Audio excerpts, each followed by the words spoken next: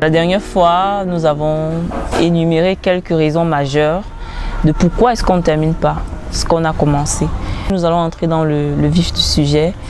Le coach va parler de quelques solutions clés, quelques solutions clés qui nous permettent de terminer ce que nous commençons. Alors je laisse la parole au coach pour qu'il puisse nous éclairer à propos. Ok. Comme Edith l'a si bien dit, nous avons parlé et je voulais déjà commencer à énumérer quelques solutions, quelques stratégies pratiques pour nous aider à finir ce que nous commençons. Mais avant d'entrer dans le vif du sujet, c'est déjà rappeler en fait que c'est un problème qui touche tout le monde. Oui. Voilà, ça arrive à tout le monde en fait de se sentir apathique, découragé, paresseux à un moment de notre vie. Mais la bonne nouvelle est que il y a des stratégies, il y a des façons en fait de contourner ce cercle vicieux dans notre cerveau afin de finir ce que nous commençons. Alors, la première clé que je trouve la plus puissante ou l'une des plus puissantes, c'est la répétition mentale. La répétition mentale. Oui. D'accord. Inspiré d'un de mes mentors, Dr. Joe Dispenza. C'est quoi la répétition mentale? La répétition mentale, c'est la capacité de notre cerveau de nous répéter mentalement un scénario que nous voulons vivre dans le futur. Wow. La capacité de notre cerveau de nous répéter mentalement un scénario que nous voulons vivre dans le futur. D'accord. C'est le contraire de l'anticipation excessive. Oui. C'est ça qui permet de contrer cela. Oui. Je vais expliquer en fait ce qui se passe dans notre cerveau lorsque nous faisons une répétition mentale. Par exemple, d'après la première loi que j'ai citée, notre cerveau ne fait pas la différence entre ce que j'imagine et ce que je vis dans la réalité. C'est sur cette loi qu'est basée la répétition mentale. Par exemple, aujourd'hui, je devais venir pour enregistrer cette émission avec Edith. Et comme je sais que tout ce qui est nouveau pour mon cerveau, il approche avec peur. Donc, il tend par le biais de négativité, on appelle ça en positivité. Donc, c'est la tendance de notre cerveau à aborder tout événement nouveau avec un aspect négatif. Donc, comme je sais que mon cerveau tend facilement vers le négativisme, ce que j'ai fait pour contrer, c'est la répétition mentale. Il suffit juste de prendre un moment, de commencer à imaginer comment le tournage se passe, d'imaginer les réponses dans les moindres détails, de décrire en fait mes actions durant ce moment que je vais vivre avec Edith. C'est ça la répétition mentale. Maintenant, l'avantage de la répétition mentale, c'est que je fais croire à mon cerveau qu'il a déjà vécu ce que j'imagine. Donc quand je suis en train d'imaginer comment je suis en train de parler, comment je suis en train d'argumenter, comment je suis en train de converser avec Edith, mon cerveau est en train de créer des circuits neurologiques à l'intérieur correspondant à cet événement ou à cette expérience où nous sommes devant les caméras, où je suis en train de discuter avec Edith. Et maintenant, lorsqu'on imagine, dans notre cerveau, il y a un phénomène qui se passe. Il y a comment on peut appeler ça? Je vais essayer les mots faciles, je vais un peu diminuer. Dans le cerveau, il y a une partie qu'on appelle le thalamus. Moi, je considère ça comme le ministère de la communication. D'accord. En fait, le thalamus est divisé en deux. Il y a un thalamus gauche, il y a un thalamus droit. Le thalamus sert à relayer les informations dans toutes les parties de notre cerveau et dans tout notre corps. Donc, par exemple, lorsque j'ai une pensée, cette information en fait passe, ça avise mon cerveau émotionnel qui libère des émotions. Ça avise le centre chimique qui libère des hormones. C'est ça le rôle du thalamus. Alors quand je suis en train d'imaginer, lorsque je suis en train de faire une répétition mentale, lorsque je suis en train de répéter mentalement un scénario futur, comme je veux le vivre, comme je désire le vivre, au niveau de mon thalamus, il y a un seul qui est allumé. Ça c'est d'après les scanners. Le thalamus droit qui est allumé. Pourquoi le droit? En fait, c'est parce que la partie droite de notre cerveau est associée à l'imagination. Ah d'accord. C'est la partie qui est impliquée lorsque nous apprenons, lorsque nous faisons face à une expérience nouvelle. Voilà, donc à ce moment, notre thalamus droit est allumé, ou du moins a plus de matière grise par rapport au thalamus gauche. Alors à ce moment, notre cerveau à moitié a déjà reçu un avant-goût émotionnel, mental de l'expérience que nous allons vivre dans le futur. D'accord. Ensuite, pour coller pour faire une correspondance, il faudrait maintenant que ce que j'ai imaginé, je le manifeste. C'est pourquoi je vais revenir sur une définition de la foi. C'est une démonstration des choses qu'on ne voit pas. Alors la répétition mentale, c'est une autre forme de foi. C'est que je répète mentalement quelque chose que je veux voir arriver. Parce que pendant que je suis en train de répéter, je dis à mon cerveau de créer le chemin neurologique. Je suis en train de dire à mon corps de créer des hormones qui vont me pousser à manifester ça. Je suis en train de dire à mon cœur de créer des émotions nécessaires pour me pousser à manifester ce que j'ai répété mentalement. Et l'avantage, c'est que ça vous prédispose. Peut-être si tu allais faire, voilà, si tu allais à une soutenance où tu vas soutenir ton mémoire, la répétition mentale, c'est à calmer en fait les circuits neurologiques associés au stress. Donc quand je prends le temps, j'imagine, je vois comment en fait, yes, j'ai parlé, je parle de façon convaincante, je vois comment le jury est captivé. Donc j'imagine en fait dans les moindres détails. Je suis en train de dire à mon cerveau que voici comment tu dois te comporter au moment exact. Donc par conséquent, mon cerveau ne connaît plus le chemin de l'anticipation négative ou l'anticipation de ce qui ne va pas marcher. Il va juste chercher à suivre le chemin pour que ce que j'ai imaginé marche. Et à ce moment, je vis la deuxième définition de la foi qui est une démonstration de ce que je ne vois pas. Je ne vois pas avec mes yeux, mais je vois avec mon cerveau. Et ça rejoint le verset qui dit que Dieu est capable de faire au-delà de ce que nous pensons et imaginons selon la puissance, sa puissance qui agit en nous. Effectivement. Et maintenant, deuxième avantage de la répétition mentale, c'est que notre cerveau étant composé de 3 parties majeures, notamment le néocortex, le cerveau limbique et le cerveau reptilien, le cerveau qui nous permet de finir ce que nous commençons s'appelle le lobe frontal. Le lobe frontal, c'est le PDG du cerveau, donc c'est lui qui donne des ordres à notre cerveau. Quand quelque chose sort du lobe frontal, tout notre cerveau exécute. Grâce à notre lobe frontal, nous pouvons finir ce que nous commençons. Tout ce que nous imaginons peut devenir réalité. Tout ce que nous pouvons avoir la capacité d'être disciplinés, organisés, motivés en fait. Et maintenant, la répétition mentale se passe au niveau de notre cortex préfrontal. Donc au moment où nous sommes en train de faire cet exercice de répétition mentale, notre PDG du cerveau est en train de donner des ordres à sa société, du moins au reste du monde. Au reste du cerveau, il est en train de donner des ordres que bon, toi tu vas générer tel type d'émotion.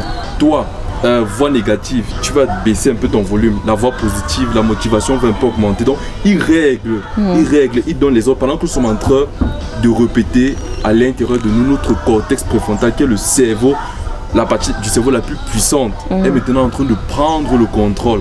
Contrairement au cerveau limbique ou à l'amygdale, comme j'ai parlé dans la vidéo précédente avec l'amygdale. Alors, la répétition mentale, c'est juste répéter un scénario de façon mentale ou de façon imaginaire que j'aimerais vivre dans le futur. Alors la deuxième stratégie que je peux proposer, c'est l'anticipation émotionnelle. Ok. Et j'ai me posé une question tout à l'heure pour savoir, mais comment Dieu a créé ou a... Il a mis le siège de la peur et la prise de décision dans le même endroit. Dans le même endroit.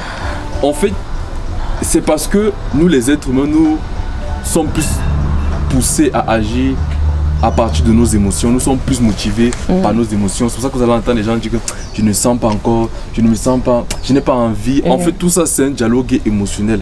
Or, il faut comprendre une chose. Les pensées, c'est le langage du cerveau. Les émotions, c'est le langage du cœur et du corps. Les émotions influencent facilement que les pensées. Donc je peux prendre une décision facilement à partir d'une émotion. Qu'à partir... Oui, c'est arrivé déjà plusieurs fois. Voilà. Maintenant, je veux parler de la puissance des émotions. Les émotions affectent plusieurs parties dans notre corps. Mais je vais prendre de notre cerveau et notre cœur. Notre cerveau, au niveau du système limbique, crée des émotions. Mais le siège même, c'est notre cœur. Or, d'après les principes de neurocardiologie, notre cœur influence notre cerveau à 90%. Donc, entre l'ordre que mon cerveau donne à mon cœur et l'ordre que mon cerveau donne à mon cerveau,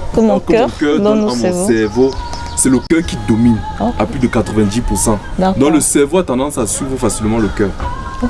Deuxième raison, c'est que de façon magnétique, bref, il y a des expériences qui ont été menées qui ont démontré que le champ magnétique du cœur est 5000 fois plus puissant que celui du cerveau. Voilà. Donc en fait, notre cœur, c'est le centre de commandement. Notre cœur a la capacité d'influencer tout notre corps et même notre cerveau, que le contraire. Alors quand je commence à anticiper les émotions, c'est-à-dire ce que je vais ressentir à la fin de mon mémoire, ce que je vais ressentir à la fin de ma soutenance, ce que je vais ressentir à la fin de cette vidéo, ce que je vais ressentir à la fin de cette formation, je suis en fait en train de donner une récompense émotionnelle à mon cerveau. Selon le docteur Joe Dispenza, l'émotion se définit comme étant le produit final d'une expérience. Produit final d'une expérience. Donc ça veut dire que chaque fois que je termine une expérience, le produit final c'est l'émotion. Alors si avant ou pendant que je suis en train avant même que je n'aborde une nouvelle expérience, je commence déjà à créer même le produit final. Donc je commence déjà à dire à mon cerveau que voici ce que tu vas ressentir à la fin. Donc je lui dis que bon, l'émotion, c'est ça que tu auras à la fin. Donc je suis en train de lui dire que voici ton produit final. Or, comme le cerveau est addict, donc il est motivé à ressentir de très bonnes émotions, qu'est-ce qu'il va faire? Il va dire, ah, donc si je veux l'émotion aussi, je vais aider Edith à vite finir son mémoire ou bien son projet. Projet. Je vais peut-être aider telle personne à prendre de bonnes décisions. Maintenant, à ce moment, l'émotion influence sur l'émotion, sur la décision, les actions. Voilà. Donc, anticiper une émotion, c'est juste savoir, se dire, ok, qu'est-ce que je veux ressentir à la fin de cette expérience? Si je réussis, je serai dans quel état? Comment je serai? Je recrée donc ça au départ et ça propulse. Exactement. Et ça va au niveau de... J'oublie toujours la partie où on prend les décisions là. Du cerveau limbique. Là, du cerveau limbique, ça diminue la peur. Ça permet à l'autre côté de prendre la décision. Exactement. Exactement, tu as tout compris. Maintenant, la troisième clé la troisième stratégie que je peux proposer, c'est le principe des petits progrès. Voilà. Parce que quand on a fait d'imaginer, c'est très bien en fait. Mais si on imagine tout ça et qu'on ne passe pas à l'action, on reste toujours freiné à un niveau parce que notre thalamus gauche, souvenez-vous qu'il ne sera pas allumé parce qu'en fait le thalamus gauche est plus associé à la réalité, à ce que je fais comme expérience, à ce que je vis de façon réelle. Donc, le progrès, j'aime trop dire ça en anglais, bref, le principe des progrès stipule quoi? Faire des petits pas chaque jour pour l'atteinte de mes objectifs. Et c'est ce que j'ai vu avec la coachée. Avec la coachée. Ce que je lui ai demandé de faire, c'est quoi? Ok, prends un calendrier où je prends un système où chaque jour tu vas cocher. Donc chaque jour que tu vas travailler, tu coches. Ou peut-être, bon, ce qu'elle fait, c'est qu'elle publie ses statuts. J'y joue moins, j'y joue moins, j'y joue moins, j'y joue moins. Donc un système qui va lui permettre de voir, de mesurer l'évolution de son travail des jours qui lui restent. Et maintenant, le système des progrès en fait permet au cerveau de créer, de créer le chemin nécessaire que tu as besoin pour te faciliter. Il y a souvent des personnes qui vont dire, un jour j'étais en train de chercher une idée et paf, j'ai eu une intuition. Un jour j'ai peut-être fait toute une semaine en train de réfléchir par rapport à une solution. Et un jour comme ça, peut-être quand j'allais me coucher, j'ai entendu une voix à l'intérieur de moi qui m'a dit, fais ça. Voilà. Je vais expliquer en fait comment ça se passe dans le cerveau. Dans le cerveau, il y a une partie qu'on appelle le système d'activation réticulaire, c'est le SAR. C'est considéré un peu comme le filtre. Chaque fois que tu as donné à ton cerveau le goût émotionnel, c'est-à-dire le produit final de l'expérience qu'il va ressentir après qu'il ait vécu cela, il envoie l'information SAR. Le SAR est un peu comme Google, un moteur de recherche. Il va taper chemin, chercher tous les indices qui vont mener Edith à finir ce qu'elle a commencé. Chercher tous les indices, tous les chemins, toutes les ressources qui vont pousser Edith à finir peut-être son mémoire. Je prends un exemple comme ça. Alors à ce moment, en plus de l'imagination et de l'anticipation émotionnelle, mon SAR va attirer mon attention plus vers des solutions que des problèmes. Mon SAR maintenant va me pousser à faire des petits pas. Va me dire en fait que ok, il faut que je fasse un peu aujourd'hui. Fais un peu juste ça. Écris juste ça. Écris juste ça. Va rencontrer telle personne aujourd'hui. Va rencontrer telle personne. Et maintenant, l'attitude de faire un peu chaque jour. D'après le célèbre auteur Richard Dawkins, du livre Le Gène égoïste, il a démontré que notre cerveau évolue dans les essais comme dans les erreurs. Donc, quand moi je suis en train de condamner l'erreur que j'ai faite, mon cerveau ne prend pas ça comme une condamnation. Pourquoi? Pendant que je suis en train d'essayer, pendant que je suis en train de faire des erreurs, les neurones sont en train de se construire. Les neurones associés à ce projet sont en train de se construire. C'est pour ça que le début sont souvent difficiles. Oui. Vous allez commencer à marcher, vous allez tomber, vous allez commencer à marcher, vous allez tomber. Parce qu'en fait, les neurones ne sont pas encore entièrement formés. Oui. Mais maintenant, grâce au progrès principal, donc vous faites des petits pas chaque jour, des petits pas chaque jour, des petits pas chaque jour. Vous serez en fait en train de construire des réseaux neuronaux associés à ce projet. Oui. Maintenant, au bout d'une certaine période de temps, peut-être une semaine, 2 semaines, 3 semaines, il sera maintenant plus facile pour votre cerveau de vous pousser, de vous mener jusqu'à la fin de votre projet, sans que vous n'ayez besoin de, je sais pas, d'un forcing ou de quelque chose en fait. Voilà. Mais l'objectif est de faire des petits pas chaque jour. Et c'est la même chose que les m'a dit que même c'est comment juste par 5 minutes. Dis-toi que je vais écrire juste 5 minutes. Dès que les 5 minutes passent, tu laisses. Okay. Tu reviens demain 10 minutes. Après 15 minutes, après jusqu'à ce que tu vas maintenant faire des séances, 2 heures, 3 heures, parce que au fur et à mesure que j'évolue, au fur et à mesure que je construis des réseaux neurologiques dans mon cerveau, donc une petite roue se crée. Et aussi, dans cette période, il est important de ne pas se victimiser ou de se culpabiliser parce que j'ai fait une erreur, parce que voilà, j'ai fait, ça n'a pas marché. Non, il faut plutôt comprendre que pour mon cerveau, c'est une autre voie qui est en train de se construire parce qu'il est en train d'évoluer. Il est en train d'évoluer. Il est en train d'évoluer. Et un mois maintenant, ça deviendra juste facile. Mais je voudrais dire que ça veut dire que pour quelqu'un qui a un problème de lecture de la Bible, par exemple, il dit que je n'arrive pas à lire la Bible. Et je crois que beaucoup de gens ont ce problème. Je n'arrive pas à lire la Bible, je commence, je m'endors. Peut-être c'est mieux, comme tu dis, il commence 5 minutes. Dès que 5 minutes sont passées, il arrête d'abord, s'il a un problème. Exactement. Le lendemain, quand il voit qu'il tient à les 5 minutes, il peut augmenter 10 minutes. Et surtout, ne pas se culpabiliser que je lis seulement 5 minutes. Tu as tout compris. Voilà, merci. Je crois que ça va aider beaucoup de personnes. D'accord.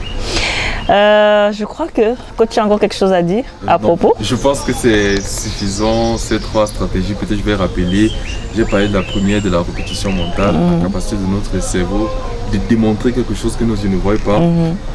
J'ai parlé de l'anticipation émotionnelle, faire ressentir, du moins donner un avant-goût émotionnel à notre corps, à notre cerveau, à notre cœur, d'une expérience future.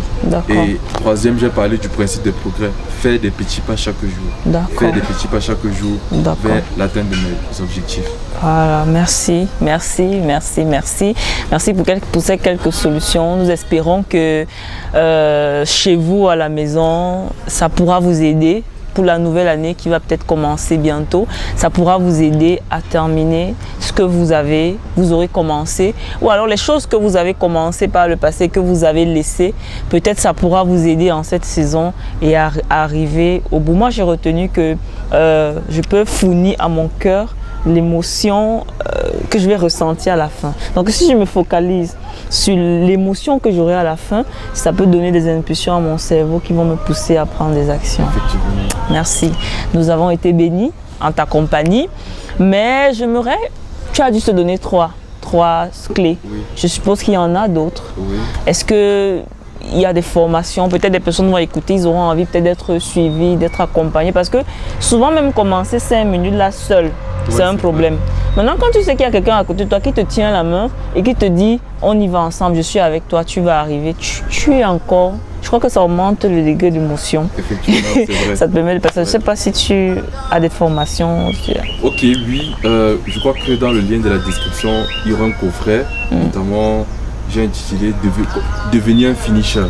D'accord. Voilà, où je parle en fait de cet élément de façon plus détaillée. Et aussi dès janvier 2020, il y aura une formation intitulée 22 jours pour devenir un finisher. 22 jours pour devenir un finisher. Voilà. 22 jours. 22 jours pour devenir un finisher. Le nombre est adéquat, du moins ça, son objectif. D'accord. Et un finisher, c'est une personne qui finit ce qui commence. Ce qui commence, donc, voilà, vous pouvez me contacter à partir de la page de Your Reign, à partir de Dédi, ou sur ma page Facebook. Vous allez juste taper Joseph NJ. Ouais, je réponds à cette page, c'est mon compte personnel et je pense que là, pour les personnes qui veulent des séances de coaching, d'accompagnement personnel, je réponds aussi au numéro plus 237 652 51 90 96 qui est mon numéro WhatsApp et je réponds 24 heures sur 24. Alors, je vais ajouter quelque chose. Oui. Une fois, il y a le témoignage de cette fille-là qui était malade, qui n'arrivait pas à... Elle avait pris tellement de médicaments et puis ça n'a pas donné. Tu t'en souviens? Oui, je me souviens. Oui, je ne sais pas si tu peux dire. Tu peux nous parler un peu de son histoire? Ok.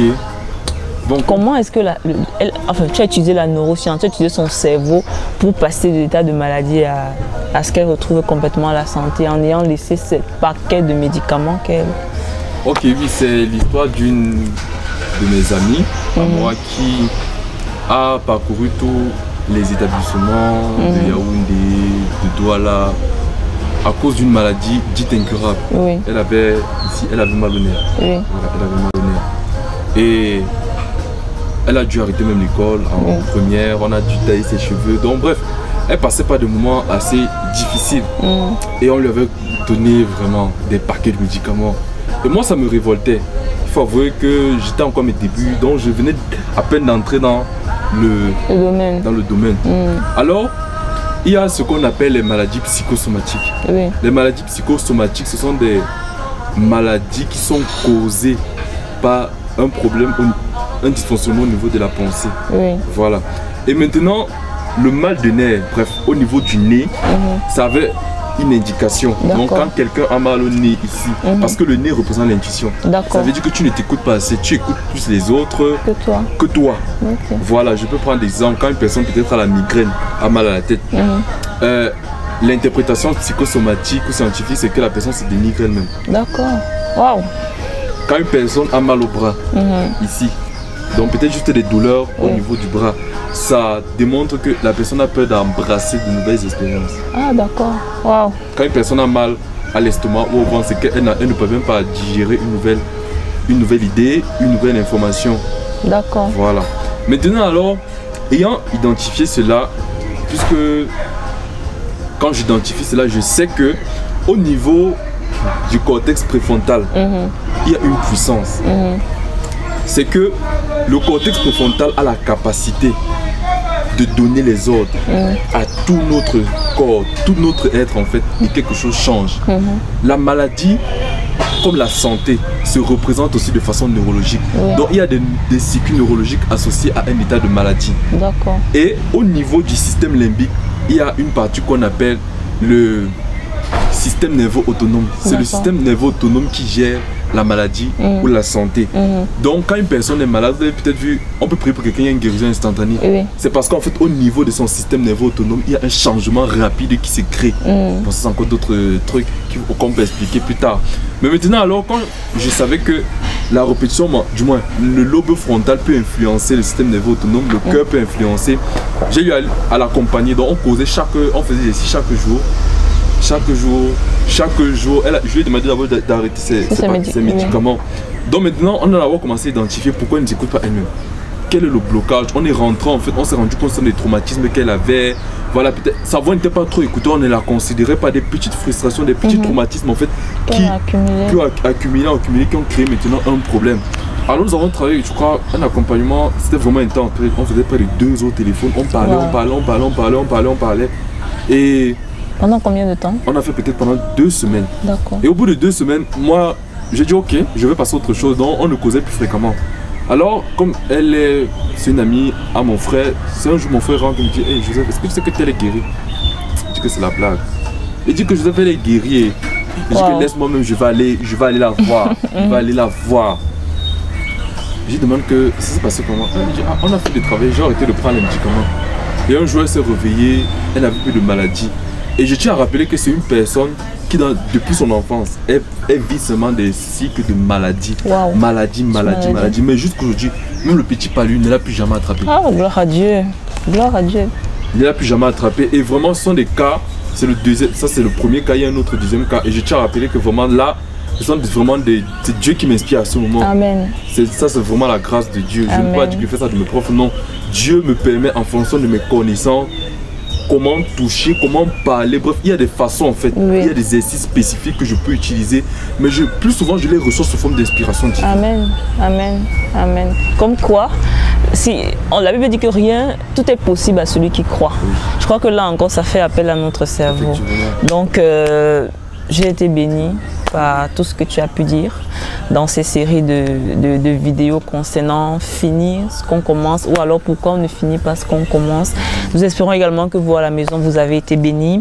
Pour ceux qui ont besoin d'un accompagnement, parce que là il a juste parlé de façon sommaire, on peut aller en profondeur. Pour ceux qui veulent aller en profondeur, vous pouvez peut-être, comme il a dit, contacter Yorin, ou alors le contacter directement sur sa page. Et je crois que l'année prochaine, en décembre 2020, ou alors les années à venir, je crois que chacun pourra finir ce qu'il a commencé, et ainsi on pourra être la lumière. La Bible dit que nous sommes le sel de la terre, nous sommes la lumière du monde, et une maison, une lumière, si elle est allumée, on ne peut pas la mettre sous la table, mais on la met sous la table pour qu'elle éclaire. Donc à très bientôt, et restez connectés pour de nouvelles vidéos, pour de nouveaux thèmes et de nouveaux sujets. Merci. Merci.